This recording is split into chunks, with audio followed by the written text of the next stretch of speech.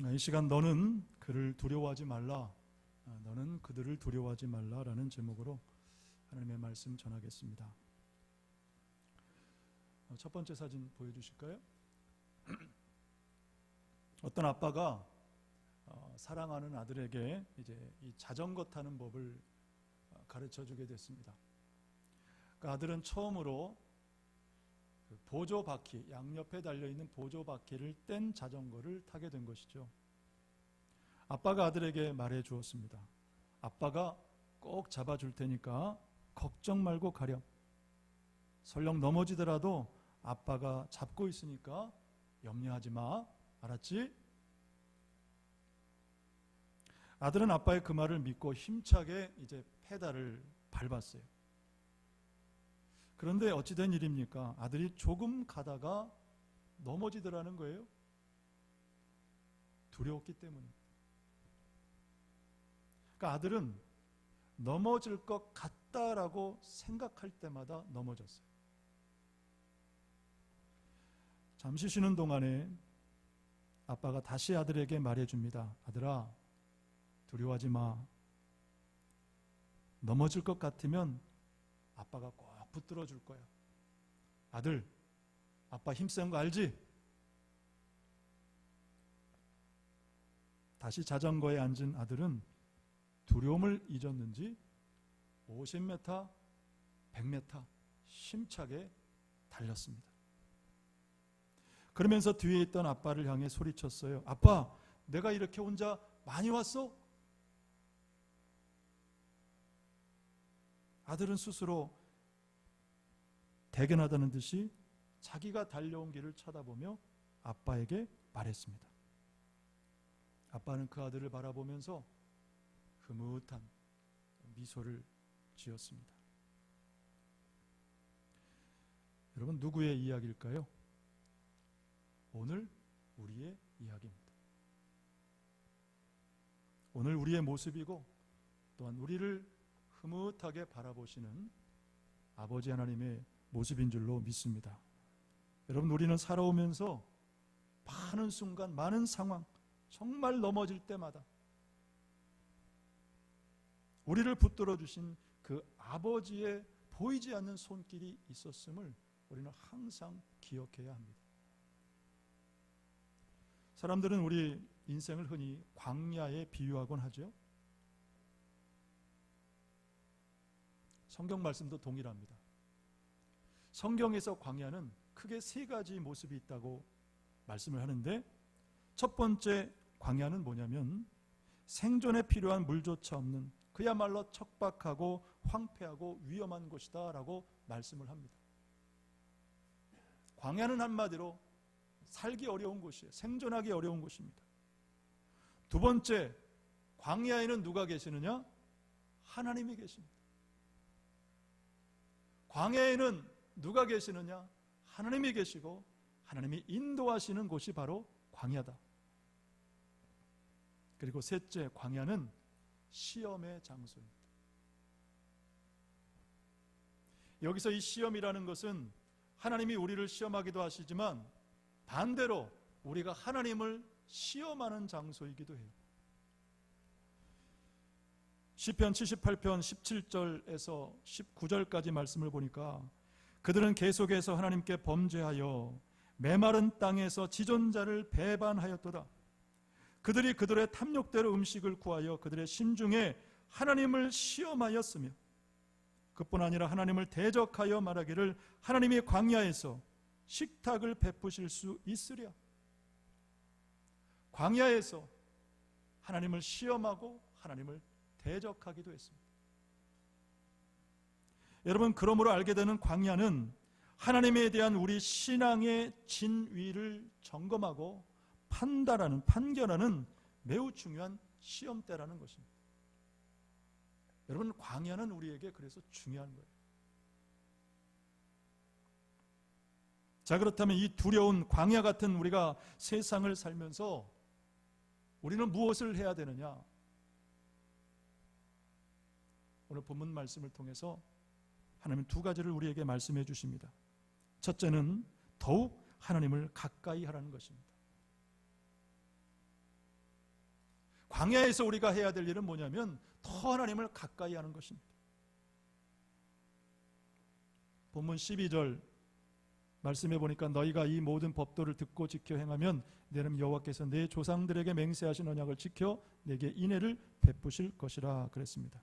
여기서 모든 법도라는 것은 우리가 이 땅에서 하나님 백성으로 마땅히 지켜야 될 모든 말씀의 법을 말하기 때문에 결국 하나님을 가까이 하라, 더욱 가까이 하는 그런 뜻이죠. 그럴 때 하나님께서 우리에게 인애를 베푸신다. 인애는 은혜라는 말과 헤세드와 똑같은 말이에요.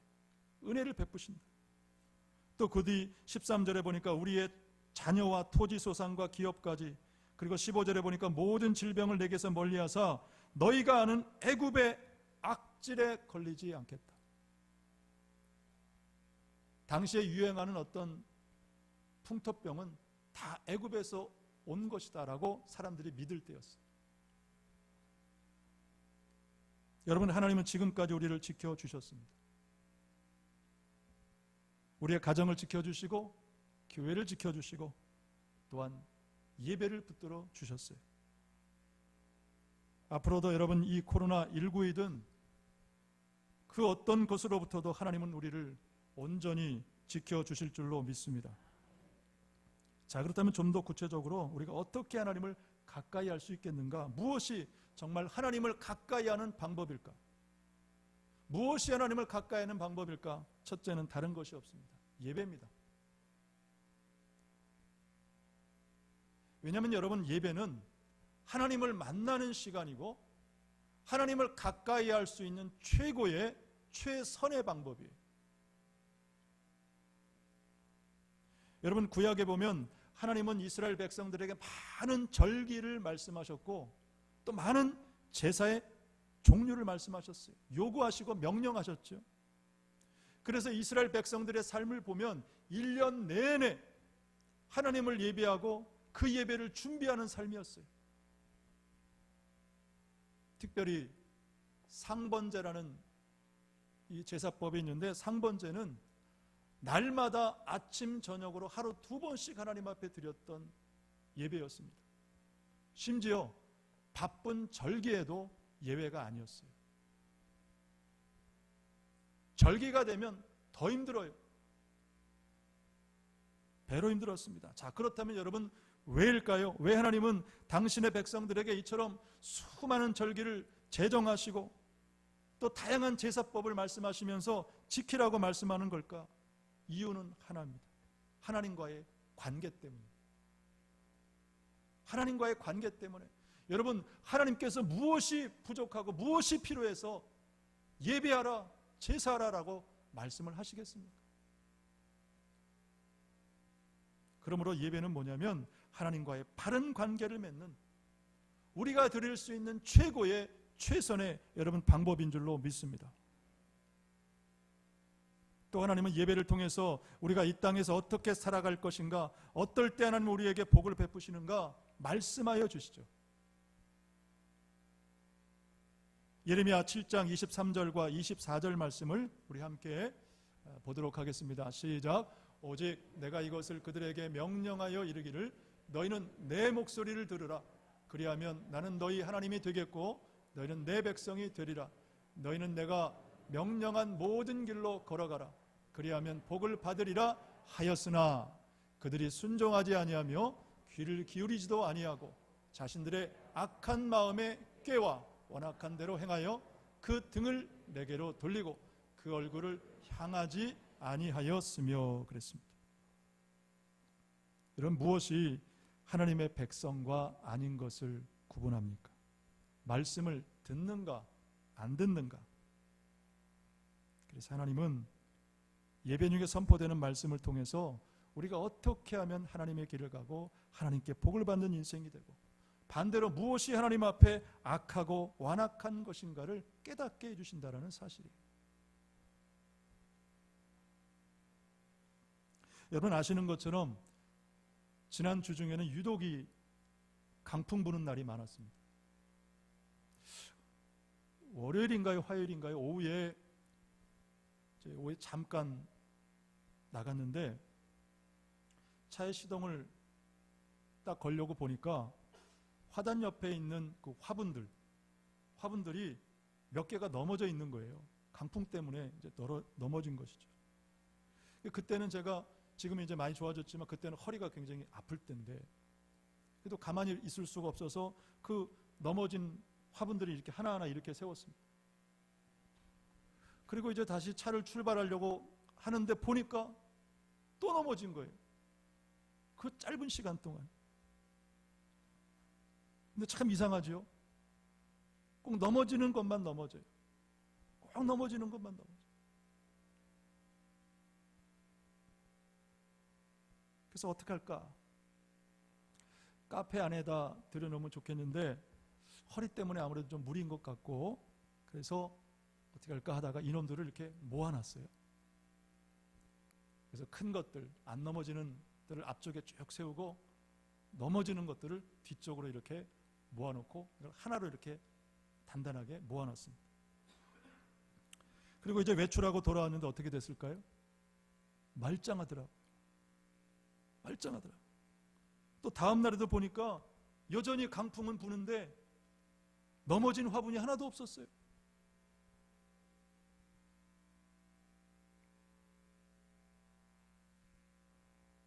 무엇을 말하고자 하냐면 여러분 우리는 모여야 사는 자들입니다. 모여야 사는 자들이에요. 그래서 히브리서 10장 25절은 마지막 때를 사는 우리에게 이렇게 권면합니다. 같이 읽을까요? 시작. 모이기를 패하는 어떤 사람들의 습관과 같이 하지 말고 오직 권하여 그날이 가까움을 볼수록 더욱 그리하자 그랬어요. 여기서 그날은 심판의 날 마지막 때를 말합니다. 마지막 때가 가까우면 자이든 타이든 모이기가 어려워지는 거예요. 이유와 상황이 많습니다. 그래서 오직 권하라 그랬어요. 권해야 돼요. 오직 권해서 모이게 힘쓰라. 여러분 그러므로 우리가 이 두려운 광야 같은 세상을 살아가지만은 예배를 통해 말씀을 통해 더 하나님께 가까이 나가는 저와 여러분 되시기를 축복합니다. 여러분 반대로 하나님을 멀리하면 누가 역사할까요? 사단이 역사합니다. 하나님을 멀리하면 사단이 역사해요. 본문 16절 하반절에 보니까 그들의 신을 섬기지 말라 그것에 네가 올무가 되리라 그랬어요.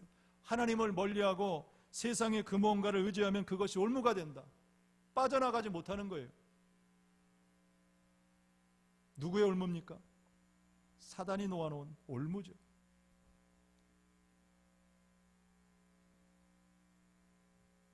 다윗이 그랬어요.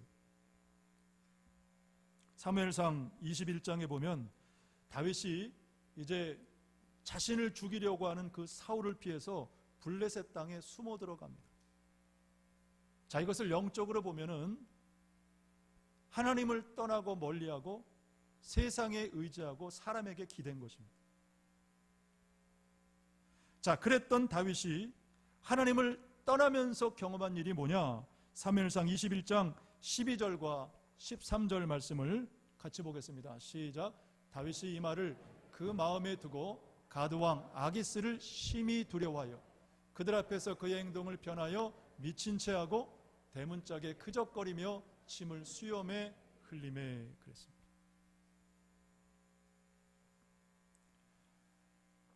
하나님을 떠난 다윗이 블레셋 땅에서 경험한 두 가지는 뭐냐? 첫째는 두려움이었어요. 하나님을 떠나면 두려움이 임하게 되고, 둘째는 비참함이에요. 살기 위해 미친 채하고 침까지 흘리고 말이죠. 다 하나님을 떠난 결과였습니다. 여러분, 하나님을 떠나면 반드시 사단이 역사합니다. 여러분, 그러므로 예배를 통해 더 하나님을 가까이 하시기를 힘쓰시기를 바랍니다. 둘째로 광야에서 우리가 하나님을 가까이 하는 방법은 뭐냐면 바로 믿음의 말을 하는 것입니다.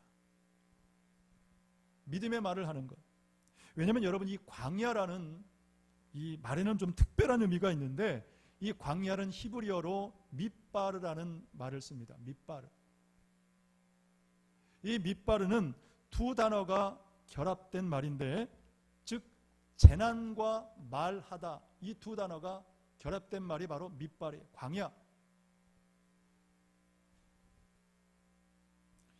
여러분, 그렇다면 재난 가운데 우리가 어떤 말을 해야 되느냐? 바로 믿음의 말, 긍정의 말을 해야 한다는 사실이에요. 로마서 10장 9절과 10절 말씀을 보니까, 내가 만일 내 입에서 예수를 주로 시인하며 또 하나님께서 그를 죽은 자 가운데 살리신 것을 내가 마음에 믿으면 구원을 받으리라. 사람이 마음으로 믿어 의에 이르고 입으로 시인하여 구원에 이른다 그랬어요. 자, 이 말씀은 구원이 어떻게 온다고 말씀합니까? 우리 입의 시인을 통해 구원이 온다는 것입니다. 다시 말하면 우리가 광야 같은 삶을 산다 할지라도 믿음의 말을 할 수 있다면, 믿음의 말을 할 수 있다면 구원이 온다. 광야가 속히 지난다. 광야를 벗어날 수 있다라는 그런 말씀인 것입니다. 여러분, 왜 이스라엘 백성들이 정말 수일이면 갈 수 있는 길을 무려 40년, 그것도 길을 헤매며 고생 가운데 지나했습니까? 뭐 그렇다고 가나안에 들어갔나요? 그것도 아니잖아요. 이유가 뭡니까? 온통 원망하고 하나님을 불신하는 말을 했기 때문에. 여러분, 그러므로 광야가 속히 지나기를 원하신다면 여러분 꼭 믿음의 말을 하시기를 축복합니다. 우리 옆 사람에게 한번 권면하고 축복하면 좋겠습니다. 믿음의 말을 하면 광야는 속히 지날 것입니다. 여러분 꼭 그렇게 되시기를 주의 이름으로 축복합니다. 두 번째, 우리가 두려운 광야를 지날 때 해야 할 일은 하나님의 도우심을 기억하고 내일을 믿음으로 바라보는 것입니다. 본문 19절 말씀해 보니까, 내 하나님 여호와께서 너를 인도하여 내실 때에 내가 본 큰 시험과 이적과 기사와 강한 손과 편팔을 기억하라. 내 하나님 여호와께서 내가 두려워하는 모든 민족에게 그와 같이 행하실 것이요 그랬습니다. 여기서 말하는 큰 시험은 그 앞절에도 나오지만 하나님이 애굽에 행하셨던 10가지 재앙들을 말합니다. 그 애굽의 바로 왕은 강팍해가지고 이 이스라엘 백성들을 놓아주지 않으려고 10번이나 막았어요. 그럼에도 불구하고 하나님은 결국 이스라엘 백성들을 구원해 내셨습니다. 그래서 로마서 8장 35절과 39절 말씀은 이렇게 말씀을 하고 있습니다. 누가 우리를 그리스도의 사랑에서 끊으리요? 환난이나 공고나 박해나 기근이나 적신이나 위험이나 칼이랴, 높음이나 깊음이나 다른 어떤 피조물이라도 우리를 우리 주 그리스도 예수 안에 있는 하나님의 사랑에서 끊을 수 없느니라 그랬습니다. 여러분, 이 하나님의 붙드심이 과거에도 있었고요, 현재도 진행되고 있고 또한 앞으로도 계속될 줄로 믿습니다. 어떤 책에 보니까 우리 인생의 가장 중요한 동기를 만나는 3번의 때가 있대요. 인생의 동기를 만나는, 동반자를 만나는 3때가 있다. 먼저 남자들은 군대에서 인생의 동기를 만난다 그러고, 여자는 어디서 만날까요? 그 글에는 산후조리원에서 만난대요. 그리고 어떤 경우엔 병원에서 항암 동기가 인생의 동기가 된다, 동반자가 된다. 그 책에서 그렇게 돼 있더라고요. 어쨌든 뭐 동의하는 분도 있고 동의하지 않는 분도 있겠지만 어쨌든 여러분 이 3곳의 공통점이 뭐예요? 인생의 고난기잖아요. 고난기. 다시 말하면 인생의 고난기를 함께 겪고 넘으면 인생의 동반자, 동기가 된다라는 그런 의미일 것입니다. 여러분, 하나님이 그렇죠. 우리가 광야길을 가면서 정말 하나님을 만날 수 있다면 여러분 인생의 최고의 동반자를 만난 것인 줄로 믿습니다. 그래서 우리가 광야를 통해서 만나야 되는 분은 하나님이세요. 하나님.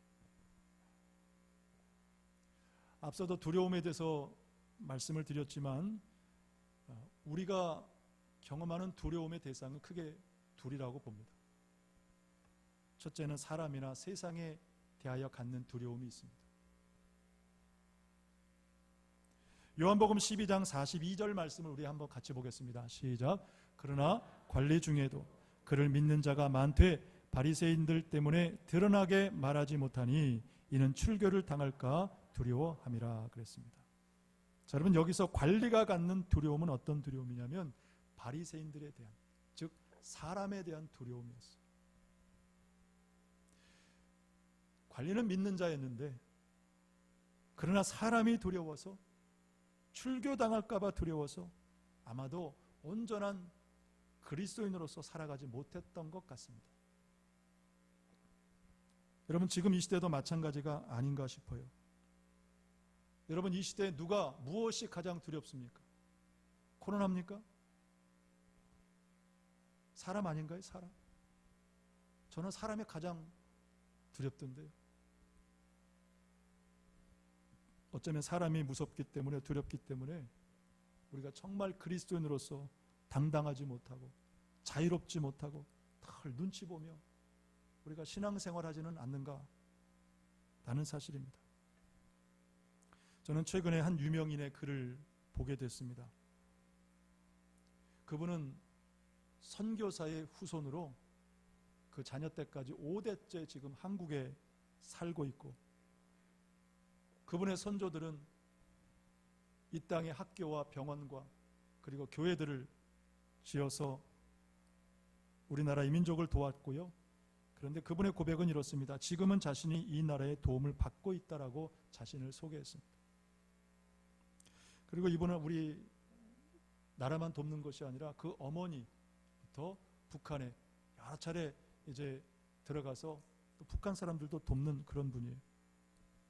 그러면서 자신이 남과 북을 오가며 느낀 점, 또 북한 사람들을 실제로 만난 대화들을 그 글에서 이렇게 쭉 설명을 했더라고요. 그러면서 그 글에서 우리나라가 잘 살게 된 세 가지 이유가 있다. 우리나라가 잘 살게 된 세 가지 이유가 있다. 이렇게 밝히는데 그 중에서 두 가지만 제가 말씀을 드리겠습니다. 하나는 뭐냐면 우리 국민들의 성실성입니다. 정말 우리 한국 민족들 보면 다른 나라에 볼 수 없는 정말 성실함이 있다. 어떻게든 문제와 상황을 뚫고 해결하는 특별함이 있다. 그렇게 얘기를 하고요. 또 하나는 여자의 힘, 어머니의 힘이 있다. 그러면서 어쨌든 그러더라고요. 이런 얘기를 하는 데는 용기가 필요했다는 거예요. 왜냐하면 이분이 굉장히 유명한 분이거든요. 자신의 의견을 얘기를 할 때는 그 의견을 피력하면 자기 주변 사람들이 등을 돌릴까 봐, 혹은 따가운 비난을 받을까 봐 걱정했다는 것입니다. 자, 여러분, 우리가 생각해 볼 포인트가 이것입니다. 여러분, 우리가 사는 이 시대는 정말 사람이 두려운 시대예요. 그래서 우리가 그리스도인으로 분명한 정체성을 갖고 신앙 고백 가지고 살아가는데 위협이 됩니다. 위협이 돼요. 여러분, 지금 세상을 보십시오. 크리스찬이라고 하면, 교회를 다닌다고 하면, 목사라고 하면, 장로라고 하면 일단 그 순간부터 우리를 선입견으로 바라봐요. 불편한 시선으로 우리를 바라본다는 것입니다. 그리고 얼마나 매도하고 공격하고 속된 말로 짓밟는지 몰라요. 자, 어떻게 해야 될까요? 여러분, 성경에 보면 지금 우리와 똑같은 상황을 경험한 사람들의 이야기가 있습니다. 바로 다니엘과 그의 세 친구 사드락과 메삭과 아벳느고의 이야기입니다. 바벨론의 느부갓네살 왕은 이제 자신을 우상화해서 금신상을 만들어 놓고 절하지 않으면 즉시로 맹렬히 타는 풀무불에 던져넣겠다라고 선포했습니다. 위협했어요. 그럼에도 불구하고 다니엘의 세 친구는 어떻게 합니까? 다니엘서 3장 16절에서 17절까지 말씀을 우리 같이 보겠습니다. 시작. 사드락과 메삭과 아벳느고가 왕에게 대답하여 이르되 느부갓네살이여, 우리가 이 일에 대하여 왕에게 대답할 필요가 없나이다. 왕이여, 우리가 섬기는 하나님이 계시다면 우리를 맹렬히 타는 풀문불 가운데에서 능히 건져내시겠고 왕의 손에서도 건져내시리이다. 아멘. 자, 여러분, 어떻게 이런 담대함과 신앙 고백이 가능할까요? 바로 사람이 아닌 하나님을 기억하고 하나님을 두려워하는 신앙이었기 때문입니다. 그래서 두 번째 우리가 두려울 대상은 누구냐면 하나님이에요. 세상이나 사람이 아니라 하나님을 두려워하는 신앙이 되어야 된다.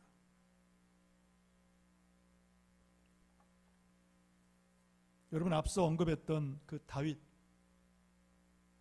다윗이 하나님을 떠나 세상을 의지하면서 인생에 참 쓴맛을 봤죠. 살기 위해 미친 체하고 침을 흘리고 그적거리고. 여러분, 지금 우리 입장이라고 생각하지 말고 나중에 다윗이 뭐가 됐습니까? 왕이 됐잖아요. 그 왕이 되면서 그 과거를 추억해보면 얼마나 흑역사예요. 흑역사. 얼마나 자기 인생에서 생각하기도 싫은, 지우고 싶은 그런 때입니다. 근데 놀라운 사실은 다윗이 그때 그 경험을 통해, 그 사건을 통해 아주 중요한 교훈 하나를 얻었는데,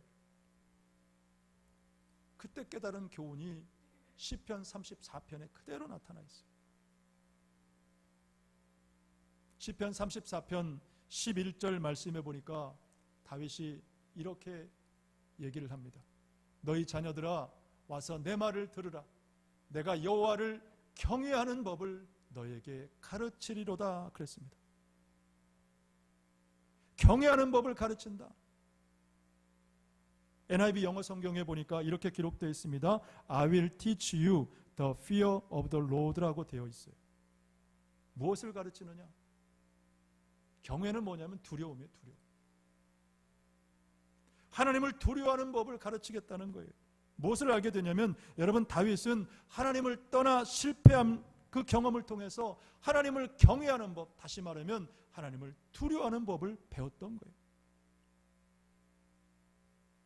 그래서 다윗은 그 쓴 실패의 경험을 통해서 내일을 어떻게 살 것이냐, 그것은 바로 하나님을 두려워하는 것이다 라는 것을 배운 것이죠. 더불어 우리가 하나님을 기억하고 내일을 믿음으로 바라볼 수 있는 방법은 바로 하나님의 말씀입니다. 하나님의 말씀은 늘 기억하게 하고 내일을 어떻게 살 것인가 우리를 깨닫게 해주십니다. 제가 몇 주 전에 소개해드렸던 그 알트 켄달 목사님, 모험가 하나님을 열망하다라는 책에서 자기의 이야기를 이렇게 소개를 했어요. 켄달 목사님이 이제 미국에서 신학, 아주 오래전 얘기입니다. 그래서 신학 공부를 마치고 박사과정을 하기 위해서 이제 유럽의 어느 나라로 이제 유학을 가려고 준비를 하고 있었대. 몇몇 년 준비를 한 것 같아요. 그런데 하필이면 떠나려고 하는데 그 지도 교수님이 갑자기 그러더라는 거예요. 그 책에서 쓰여 있는 것을 제가 한 곳 읽어드리겠습니다. 그들은, 그 신학교를 말하는 것입니다.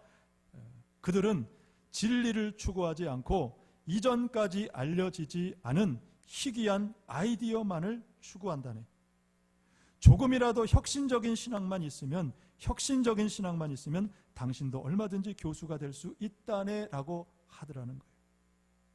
무슨 뜻이냐면, 그 켄달 목사님이 가려고 하는 그 신학교가 진리인 성경을 가르치는 것이 아니라 새로운 사조, 혁신적인 것들만 추구하더라는 거예요. 물론 이것은 일부 신학교를 말하는 것입니다. 그러면서 그때를 돌아보면서 그때 그 지도 교수님이 개입한 것에 하나님 앞에 감사한다. 만약에 갔으면 어떻게 됐을까? 잘못된 목회를 했을 것이다 라고 추억을 하더라고요. 무엇을 말하고자 하냐면 우리도 마찬가지입니다. 여러분, 하나님의 말씀인 성경을 잘 배워야 한다는 거예요. 하나님의 말씀을 잘 배워야 된다. 잘못 배우면 여러분 세상 길로, 이상한 길로 빠질 수도 있어요. 저는 매주마다 주일 설교 본문을 정하는 것이 정말 마치 광야에서 뭐를 찾는 것처럼 정말 힘들 때가 많아요.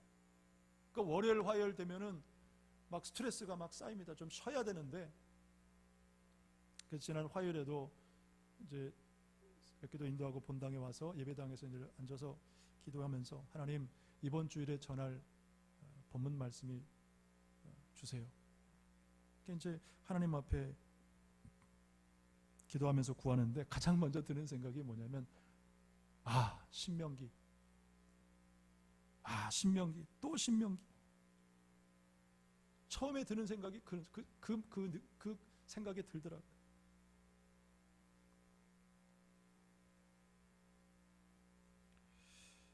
좀 벗어나고 싶다. 좀 신명기에서 좀 벗어나고 싶다. 좀 새로운 말씀도 좀 준비하고 싶다. 사실 그런 마음이 들 때가 있어요. 여러분, 그런데 우리가 왜 2018년 2월부터 큐티 목회를 시작을 했습니까? 왜 큐티를 시작했습니까? 그때 기억하시는지 모르겠지만 두 가지 목표를 갖고 시작을 했어요. 첫째는 우리 주일학교부터 학생, 청년, 장년 모든 세대가 같은 하나님의 말씀을 배우고 소통하자. 말씀으로 소통하자. 그게 첫 번째 목표였고, 둘째는 성경 66권 전체를 우리가 섭렵하자. 이 두 가지 목적을 가지고 큐티를 한 거예요.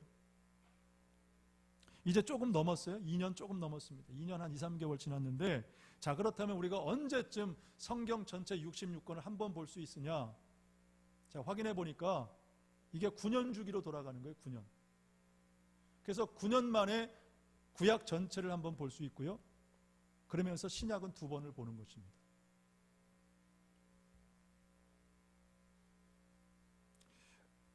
물론 그러다 보니까 좀 벗어나고 싶다. 좀 다른 말씀, 좀 새로운 말씀, 그런 말씀 저도 유혹이 돼요, 사실.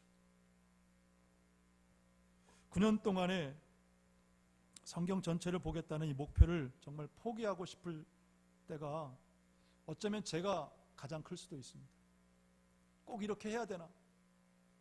여러분, 그런데 그런 사실을 아시나요? 교회를 오래 다니고 중직이 되었어도 성경을 한 번도 읽지 못하고 공부하지 못한 채 은퇴하시는 분들이 생각보다 많아요.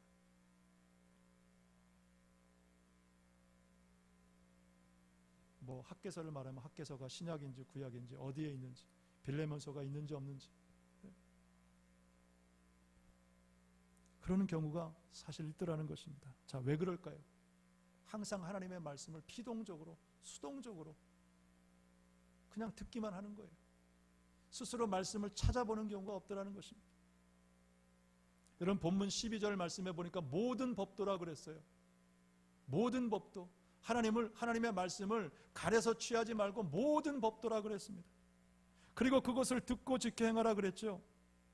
여러분, 그래서 우리가 행하는 단계에 이르기 위해서는 가르치는 단계가 들어가야 돼요. 가르치는 단계. 왜냐하면 여러분, 가르치는 단계가 있을 때 하나님의 말씀에 대한 확신이 생겨요. 이것은 다른 사람 얘기하는 게 저의 경우를 얘기를 합니다. 하나님의 말씀을 직접 보고 써보고 고민해보고, 그럴 때 이 하나님의 정말 말씀이 살아있는 말씀이구나. 우리가 지금 신명기 말씀 9장 10장까지 오늘 나가고 있지만 정말 살아있는 말씀이구나 하는 확신이 생긴다는 것입니다. 그래서 예수님이 마태복음 28장 20절을 통해 제자들에게 그 마지막 지상 명령을 말씀하시면서 내가 너희에게 분부한 모든 것을 가르쳐 지키게 하라 그랬거든요. 그냥 가르치는 것이 아니라 가르쳐 지키게 하라. 가르치는 단계를 통해서 지켜 행하는 믿음의 단계에 이르게 된다는 것입니다. 그래서 보면요, 신앙도 교사들의 신앙이 좋아요. 교사들의 신앙. 말씀을 통해서 하나님을 만났기 때문에. 여러분, 그러므로 꼭 하나님의 말씀을 가르치는 단계에 이르시기를 축복합니다. 그러면 내일에 대한, 하나님에 대한 믿음이 더 확신되게 되는 줄로 믿습니다. 시편 119편 105절 말씀해 보니까 주의 말씀은 내 발의 등이요 내 길의 빛이니이다 라고 말씀을 하고, 예수님은 내가 곧 길이요 진리요 생명이라고 말씀을 하셨어요. 여러분, 아무쪼록 이 두렵고 광야 같은 세상 가운데 말씀과 더불어 예수님과 동행하시기를 축복합니다. 그리고 예배를 통해 더 하나님 앞에 가까이 나아가십시오. 그래서 지금까지 인도하신 하나님이 우리 앞길에도 여전히 인도하실 줄로 믿고 믿음 가지고 전진하는 저와 여러분 모두가 되시기를 주의 이름으로 축복합니다. 기도하겠습니다. 하나님 아버지, 늘 은혜를 감사합니다. 오늘 모든 법도의 말씀을 듣고 지켜 행할 믿음을 허락하여 주시고 약속대로 이 땅에서도 복을 받는 하나님 나라 백성 삼아 주옵소서. 지금까지 우리와 자손과 기업과 범사를 지켜주신 하나님을 찬양합니다. 앞으로도 이 땅의 모든 대적과 질병 가운데도 하나님의 권능의 손이 우리를 붙잡아 주시고 지켜주시고 인도하여 주실 줄로 믿습니다. 길이요 진리요 생명 되신 예수님의 이름으로 기도드리옵나이다. 아멘.